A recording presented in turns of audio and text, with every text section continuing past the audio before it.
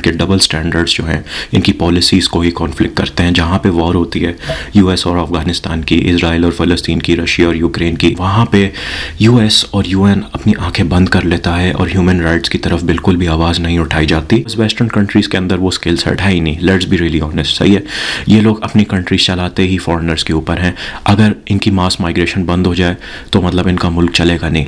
मुझे इस चीज़ की बात करने की बिल्कुल ज़रूरत है ही नहीं कि how terrible the medical system is in majority of western countries. Welcome to another episode of flame thrower. मैं हूँ आपका मेज़बान साद फारूकी। आज एक फ्लेम बर्निंग टॉपिक के साथ हम आगाज़ करते हैं शो का। कोविड-19 एक ऐसा वायरस जो दुनिया का पूरा आउटलुक चेंज करके रख देता है, नक्शा और कदम बदल देता है। उसमें हमें पॉलिटिकल कॉन्फ्लिक्ट से लेके इकोनॉमिक डिक्लाइन से लेके लेबर शॉर्टेजेस से लेके हर तरह के हमें कॉन्फ्लिक्ट देखने को मिलता है इस दुनिया के अंदर। दोस्तों, इतना ही नहीं, ये सिचुएशन इतनी वर्स हो जाती है कि हमें यूक्रेन और रशिया की वॉर देखने को मिलती है और उसके बाद हमें ख़बरें आती हैं यूके से कि वहाँ पे रिसेशन है। हमें ख़बर आती है यूएस से कि बिग टेक कंपनीज़ में ले ऑफ शुरू हैं। और फिर हमें ख़बर आती है ऑस्ट्रेलिया, न्यूजीलैंड और कनाडा जैसे ममालिक में जहाँ पे मास इमिग्रेशन और हाउसिंग क्राइसिस के बदौलत मिसाइल पैदा होना शुरू हो गए हैं। तो दोस्तों, कोविड-19 ने ऐसा क्या किया कि वेस्टर्न इकोनॉमी जो है बिल्कुल कोलैप्स होकर रह गई और हमें ये सब मसाइल देखने को मिलना शुरू हो गए। तो चलिए आज की वीडियो में इस टॉपिक को एक्सप्लोर करते हैं।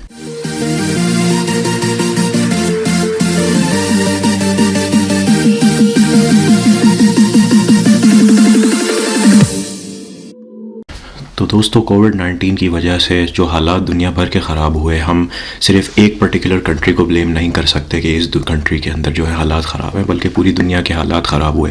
लेकिन इन पर्टिकुलर अगर मैं वेस्टर्न कंट्रीज़ की एग्जांपल दूं तो वहाँ हालात बदतर से बदतर दिन बर दिन होते नज़र आ रहे हैं। और हम सिर्फ कोविड-19 को यहाँ पर ब्लेम नहीं कर सकते। ऑफकोर्स रशिया एंड यूक्रेन की भी वॉर है, फिर फ़लस्तीन और इसराइल के भी मसले हैं, जिसकी वजह से नेचुरल आपकी गैस, पेट्रोलियम और ये सब रिसोर्सेज आने पर जो है बहुत इफेक्ट पड़ा है। साथ साथ हमें ब्रेक्सिट भी देखने को मिला और साथ साथ पॉलिटिकल कॉन्फ्लिक्ट्स भी देखने को मिले, जिसमें यूके के अंदर काफ़ी असाइलम सीकर्स के अगेंस्ट जो है आवाज़ उठाई गई। ठीक है, तो इन सब मिसाइलों को लेके क्या हम ये कह सकते हैं कि क्या ये रीज़न है वेस्ट का डाउनफॉल? वेल, ये वन ऑफ द फैक्टर्स कहला सकते हैं। अगर हम वेस्टर्न इकोनॉमिक पावर हाउसेस की बात करें तो वर्ल्ड वॉर 1, 2 और कोल्ड वॉर के बाद जो हमारे पास राइजिंग पावर आई है दुनिया में, वो हम यूनाइटेड स्टेट्स को कह सकते हैं। मेरे पास इस टाइम पे डाटा वर्ल्ड बैंक की रिपोर्ट है जो ये इंडिकेट करती है कि 1960 में यूएस की इकोनॉमी अराउंड 541.99 यानी कि ऑलमोस्ट $542 बिलियन टच कर रही थी। 1980s की तरफ चलें तो ये इकोनॉमी बढ़ के 2.86 ट्रिलियन हो जाती है और फिर इस इकोनॉमी का काफ़ी ग्रेजुअल राइज होता है और 2023 में इसी तरह हम देखते हैं $27.36 ट्रिलियन ये इकोनॉमी टच कर जाती है। तो दोस्तों, यूएस के पीछे किसका हाथ था इस इकोनॉमी को ग्रेजुअली इंक्रीज़ करने में और आसमान पे लेके आने में? उस पे हम जो है बात करते हैं। लेकिन इन कंपैरिजन जहाँ पे यूएस डेवलप हो रहा था, एक और कंट्री उभर के सामने आई और स्पेशली कोविड-19 के बाद से उसका इकोनॉमिकल इन्फ्लुएंस हर कंट्री को देखने को मिला। जी हाँ दोस्तों, मैं यहाँ पे चाइना की ही बात कर रहा हूँ, क्योंकि China second most developed economical terms में अगर मैं बात करूँ उभर के आई और उसने यूएस को काफ़ी चैलेंज किया कुछ सालों में। तो दोस्तों, मेरे पास इस टाइम पे डाटा वर्ल्ड बैंक के तहत वो ग्राफ मौजूद है जिसमें चाइना की जीडीपी इंडिकेट की गई है, यानी कि 1960s में 59.72 बिलियन टच कर रही थी, जो कि यूएस के बिल्कुल भी आसपास भी नहीं थी। 1980s में वही इकोनॉमी जाके 191.5 बिलियन हो जाती है और 2023 में 17.79 ट्रिलियन, यानी कि यूएस की इकोनॉमी को टक्कर देने के बराबर। और ये जिस तरह रैपिडली इंक्रीज़ हुई है अर्ली 2000s के अंदर, उससे काफ़ी लोगों को ये डर है, स्पेशली वेस्टर्न सोसाइटी को ये डर है कि व्हाट इफ़ चाइना दुनिया पे कब्जा कर ले अपनी इकोनॉमी को लेके। तो दोस्तों, कोविड-19 के बाद हमें इस इकोनॉमी के इफ़ेक्ट्स काफ़ी नज़र आना शुरू हो गए हैं। अगर मैं इस दुनिया की आज बात करूं तो ये दुनिया दो हिस्सों में डिवाइडेड है, वेस्टर्न इकोनॉमी और एशियन इकोनॉमी के तहत ये दुनिया चल रही है। अगर मैं बिल्कुल एक सप्लाई चेन ऑप्टिमाइजेशन वाले मैकेनिज़्म से बात करूं तो सप्लाई चेन में आपके पास 3 एंटिटीज़ इन्वॉल्व होती हैं। सबसे पहले आपके पास होता है वेंडर और दूसरा आपके पास होता है मैन्युफैक्चरर, थर्ड हमारी कंज्यूमर पार्टी होती है जिसको प्रोडक्ट बेचा जाता है। यानी कि अगर मैं आज के ज़माने में वेंडर की बात करूँ तो मैं यूएस को ले लूँगा और इंडस्ट्रियलाइजेशन यानी मैन्युफैक्चरर की बात करूँ तो मैं चाइना को ले लूँगा। एक एग्जाम्पल से समझाता हूँ। अगर एक कंपनी है एप्पल और वो आईफोन बनाना चाहती है और वो यूएस बेस्ड कंपनी है, तो वो अपनी सारी रिसोर्सेज और सारी लेबर और सारी स्किल सेट जो है वो एशिया पे के अंदर ले जाती है, यानी चाइना के अंदर, और उनसे ये एक्सपेक्ट करती है कि वो सब एक लो इफेक्टिव और बजट इफेक्टिव कॉस्ट में एक प्रोडक्ट यानी कि आईफोन तैयार करके दें जो कि कंज्यूमर मार्केट को आगे वो लोग जाके बेचें। इस केस में कंज्यूमर मार्केट आप वेस्टर्न कंट्रीज़ को कह सकते हो जिनकी परचेज पैरिटी बहुत ज़्यादा है, यानी कि वहाँ पे डॉलर्स या यूरोस जैसे बड़े स्ट्रॉन्ग करेंसीज जो हैं चलते हैं। यानी कि अगर आपने एक आईफोन बनवाया चाइना से जहाँ पे चीप लेबर है, चीप रिसोर्सेज हैं, और वो बनवा के आपने एक्सपोर्ट किया किसी वेस्टर्न कंट्री को, तो यूएस के मुताबिक जो उनको मुनाफा आएगा उसमें से 10 से 20% सिर्फ इंडस्ट्रियलाइजेशन को जाएगा, सप्लाई चेन को जाएगा, बाकी 80 to 90% मुनाफा वो अपनी जेब में रखेंगे। तो इस तरह इंडस्ट्रियलाइजेशन यानी कि सप्लाई चेन ऑप्टिमाइजेशन काम करती है। और वेस्टर्न कंट्रीज़ की अगर मैं मिसाल दूं तो हमें यही देखने को मिला है, यूएस, सिर्फ यूएस ही नहीं बल्कि developed countries like Germany, Italy, Switzerland, Austria, ये सब कंट्रीज़ जो हैं सिर्फ चाइना ही नहीं बल्कि थर्ड वर्ल्ड कंट्रीज़ को इस्तेमाल करती हैं, यानी कि एशियन कंट्रीज़ को या अफ्रीकन कंट्रीज़ को जहाँ पे लेबर बहुत चीप है, और उनको थर्ड वर्ल्ड कंट्रीज़ का नाम देती हैं। थर्ड वर्ल्ड शब्द का मतलब जो है हम यहाँ पे जो है एम्फेसाइज करते हैं, और इस शब्द का मतलब होता है वो कंट्रीज़ जिनकी इकोनॉमीज़ यूएस खुद लेके नहीं चलता या खुद जो है सपोर्ट नहीं करता, यानी कि यूएस के मुताबिक वर्ल्ड स्टैंडर्ड में ये इकोनॉमिकली ज़्यादा डेवलप्ड कंट्रीज़ नहीं है। जस्ट बिकॉज यूएस ने ये एक रूल सेट कर दिया गया है, ये एक टर्म सेट कर दिया गया है, तो इन कंट्रीज़ को बहुत एक third class third world country करके एक नाम दे दिया गया है। सही है, साथ साथ हम चलते हैं और अगर हम बात करते हैं सप्लाई चेन ऑप्टिमाइजेशन की, तो आज के ज़माने में जितनी टेक और इनोवेशन के हब हैं वो ज़्यादातर हमें एशियन कंट्रीज़ में देखने को मिल रहा है, यानी कि वेस्टर्न साइड से हमें लैक ऑफ इनोवेशन काफ़ी मिल रही है। खैर, आज की दुनिया की अगर हम बात करें तो दुनिया दो हिस्सों में तब्दील हो चुकी है, यानी कि दो हिस्सों में डिवाइड हो चुकी है। एक है यूएस इकोनॉमी और एक है चाइनीज़ बेस्ड इकोनॉमी। अगर एक तरफ आईफोन है तो दूसरी तरफ हवावे और ओप्पो जैसे ब्रांड्स हैं। अगर एक तरफ टेस्ला है तो दूसरी तरफ हमारे पास नियो और BYD जैसे चाइनीज़ ईवी ब्रांड्स हैं।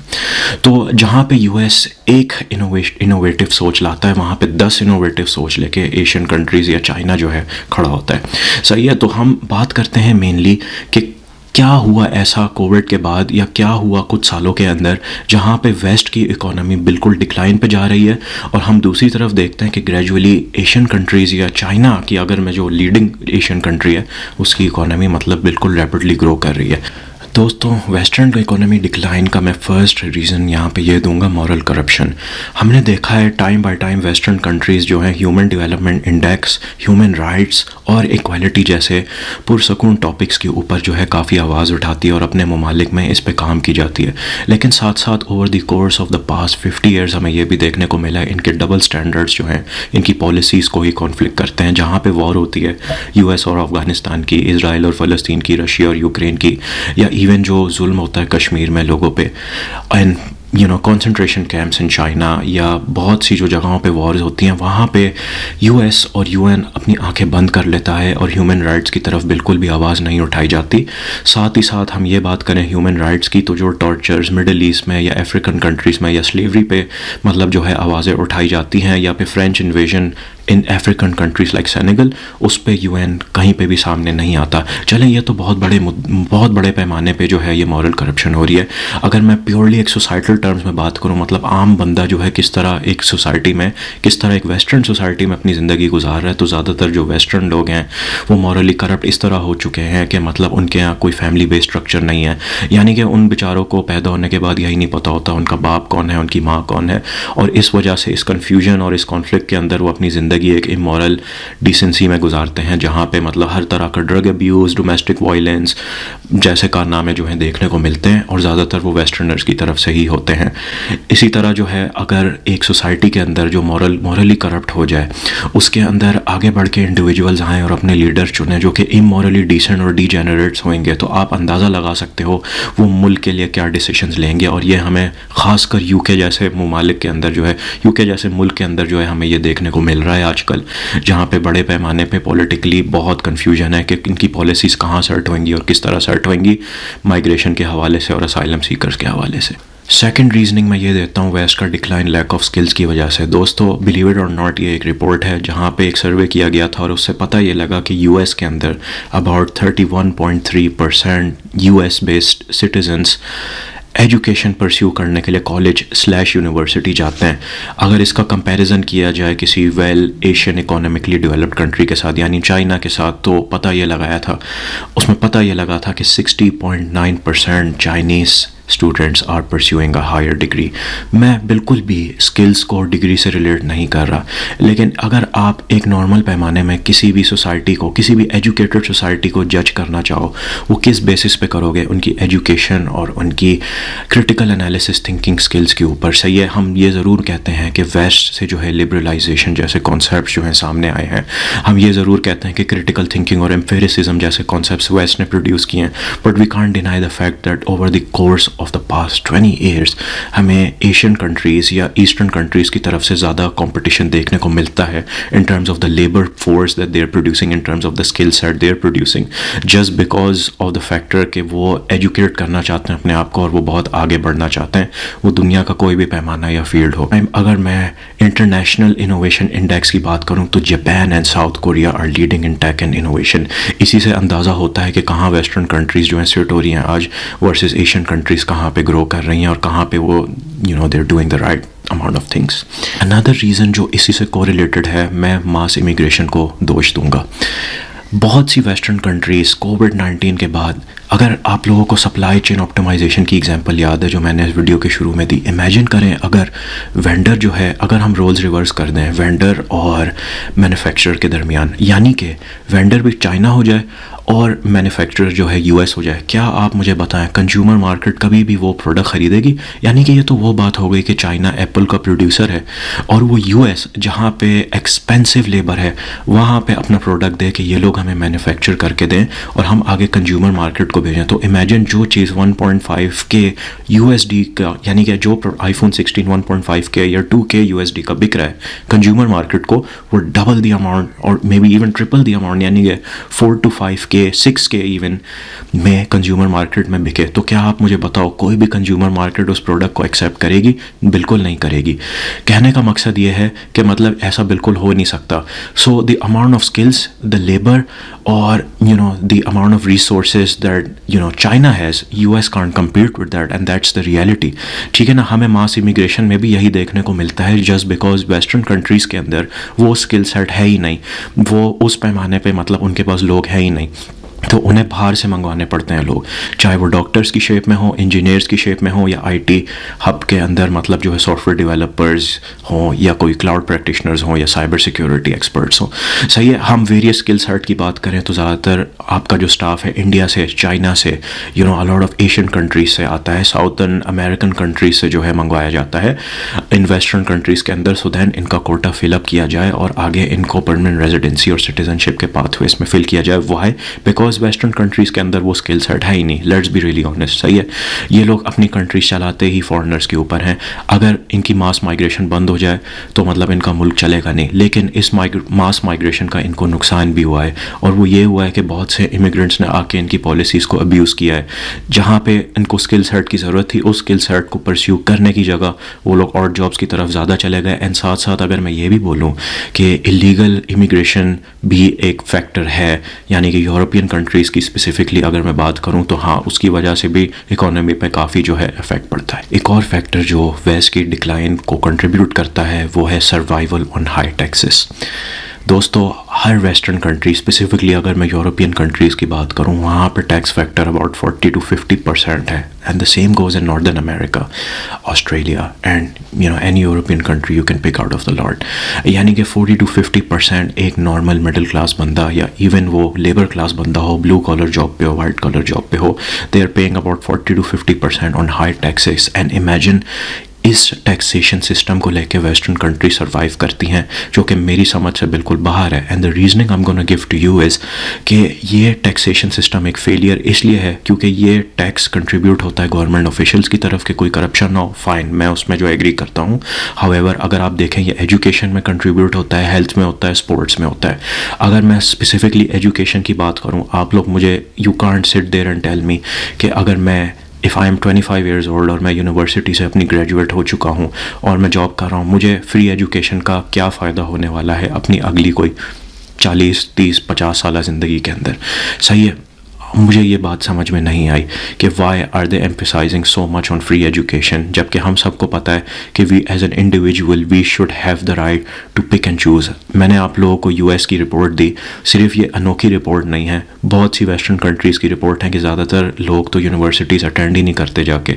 सही है, ज़्यादातर स्टूडेंट्स तो जाते ही नहीं हैं यूनिवर्सिटीज़, रादर वो ऑप्ट आउट होके वो स्किल सेट्स सीखते हैं rather than doing bachelors degree, वो जाते हैं डिप्लोमा और ऐसी चीज़ों की तरफ।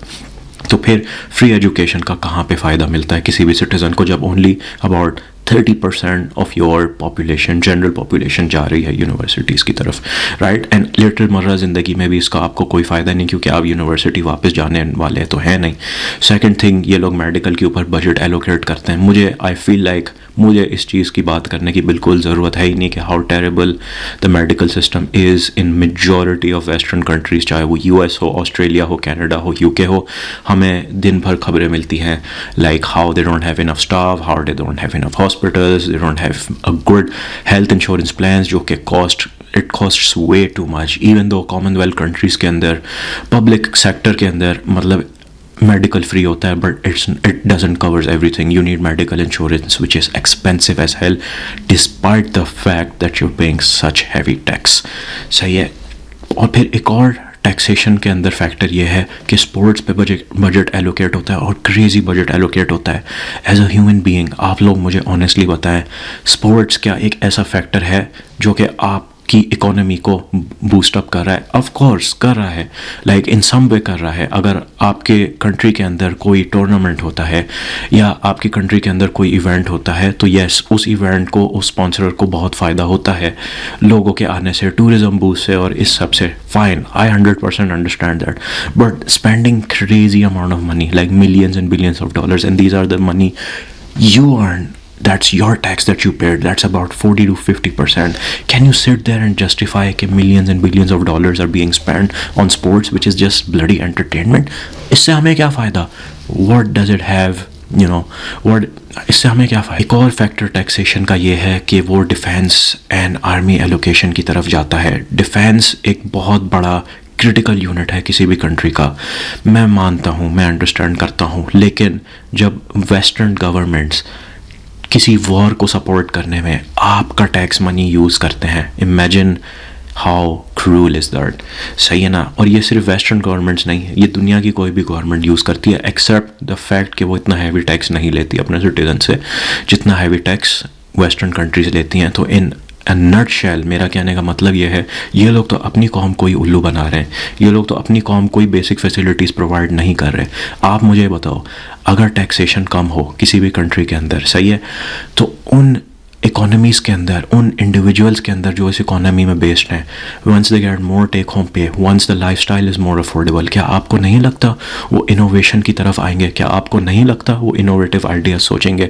क्या आपको नहीं लगता ऐसे ऐसे बिजनेसेस उभर के आएंगे जिससे आपकी इकोनॉमी को बूस्ट मिलेगा? लेकिन हमें वेस्टर्न कंट्रीज़ में ऐसा देखने को बिल्कुल नहीं मिल रहा।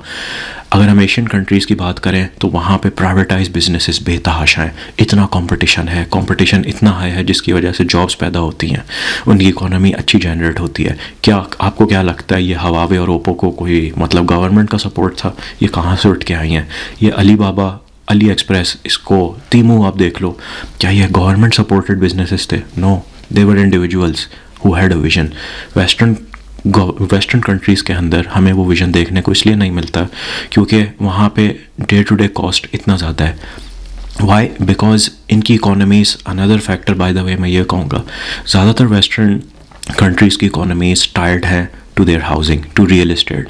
अगर किसी भी मिडिल क्लास आदमी को बिज़नेस करना है तो वो पैसा उठा के रियल इस्टेट में लगाता है, एंड उसके बाद होता यह है कि रियल इस्टेट मतलब उस पैसे को जनरेट करती है 10 साल बाद, 15 साल बाद, 20 साल बाद। सो जो प्रॉपर्टी आपने 300 के 3 लाख की ली, वो 5-10 सालों के अंदर डबल ट्रिपल हो जाएगी और इस तरह बंदा मुनाफा कमाएगा। फाइन, मैं मानता हूँ दुनिया भर में बहुत बड़ा फैक्टर है रियल इस्टेट, लेकिन it's not the only thing. Majority western countries में आज हमें यही देखने को मिलता है कि लोग रियल इस्टेट में पैसा लगाते हैं, वो अमीर होते हैं इस तरह, और ये पैसा इन्हें ले डूबा है जस्ट बिकॉज जब मास इमिग्रेशन हुई the governments were not even ready. सही है, उनके पास इनफ हाउसिंग नहीं थी, उनके पास इनफ जॉब्स नहीं थी कि वो एकोमोडेट करें बहुत से इमिग्रेंट्स को, जिसकी वजह से हाउसिंग शॉर्टेज हुई, हाउसिंग क्राइसिस आया, सिर्फ ऑस्ट्रेलिया में ही नहीं, कनाडा में, यूके में, a lot of countries in Europe, in fact US में हुआ। सही है, तो क्यों? बिकॉज उनकी इकोनॉमी हाउसिंग के साथ टाइड अप थी, उन्होंने कुछ इनोवेटिव सोचा ही नहीं। एक और फैक्टर मैं वेस्ट के डिक्लाइन का ये दूंगा इज़ ब्रांड इन्फ्लुएंस। ये एक वाइट सुप्रीमेसी कह लो या कुछ कह लो इसको, चूँकि कोलोनाइजेशन ने बहुत इफ़ेक्ट किया है दुनिया भर, हर कंट्री में कोलोनाइजेशन हुई ऑलमोस्ट, जितनी भी मैं एशियन कंट्रीज़ की बात कर रहा हूँ यहाँ पे, वहाँ पे एक ब्रांड इन्फ्लुएंस आया गोरों का, यानी कि अमेरिकन्स का। कहाँ से शुरू करें? अगर हम अपने मुल्क में मैकडोनल्ड्स खाते हैं तो लोग हमारी वाह वाह करते हैं, wow man, he just ate McDonald's, he just had a Whopper, he just had Burger King. सही है ना? सो उसकी तारीफ़ की जाती है। लेकिन अगर कोई आप लोकल ब्रांड को सपोर्ट करो तो लोग बोलते हैं यार व्हाट्स दैट ब्रदर, लाइक उसको अप्रिशिएट नहीं किया जाता। वाई? बिकॉज हम दिमागी तौर पे ना वी आर वाइट वॉश्ड। और मैंने ये टर्म इस्तेमाल वाइट वॉश्ड इसलिए नहीं किया कि यार मतलब हम सिर्फ दिमागी तौर पे जो है हमारा दिमाग स्क्रब किया गया, नहीं, हमें ये बताया गया है कि western morals, western liberalization, western values are everything, they are the top tier package. So we have to go to United States, we have to go to Australia, we have to go to Europe to actually get the best out of everything. अगर हम mobile ख़रीदते हैं तो हम ख़रीदेंगे iPhone, हम अपनी जेब से $3,000 देंगे और उसके भी कर्ज़ा उठा लेंगे, प्लान पे ले लेंगे। लेकिन हम में इतनी अकल नहीं है कि हम मतलब उसी मतलब प्राइस को आधा करके स्लैश करके हवावे ले लें, Xiaomi ले लें, ओप्पो ले लें, जिसकी क्वालिटी एग्जैक्टली सेम होएगी, फीचर्स एग्जैक्टली सेम होंगे, कैमरा एग्जैक्टली सेम होएगा। लेकिन नहीं, हमें चाहिए तो आईफोन, हमें चाहिए तो टेस्ला। सही है? सो ये बबल जो है बर्स्ट करेगा एक ना एक दिन गाइस, और ये बहुत जल्दी बर्स्ट करेगा जिस तरह ट्रेंड चल रहा है। आप अगर आज के टाइम जीडीपी देखो 2024 के अंदर टॉप 20 कंट्रीज़ के अंदर, can you imagine their Asian countries like Japan, South Korea, China, India, ठीक है, सऊदी अरेबिया, टर्की, सही है, इंडोनेशिया। सो आप इमेजिन करो एशिया कहाँ ग्रो कर रहा है, ग्रेजुअली कितनी तेज़ी से जो है इनकी इकोनॉमीज़ ग्रो कर रही है। वाई? बिकॉज इंडस्ट्रियलाइजेशन बहुत मैटर करती है गाइस। कोविड-19 के बाद मैं आपको बताता हूँ इंडस्ट्रियलाइजेशन पे क्या इम्पैक्ट पड़ा है। आप सोचो, जो वेंडर है उसको ज़रूरत है एक मैन्युफैक्चरर की जहाँ पे चीप लेबर हो, बिकॉज उसके ख़ुद के पास चीप लेबर नहीं है।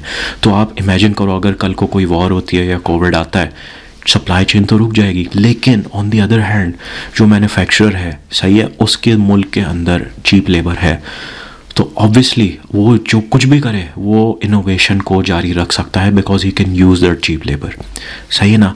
ही has those resources, he has that skill set, he has that cheap labour.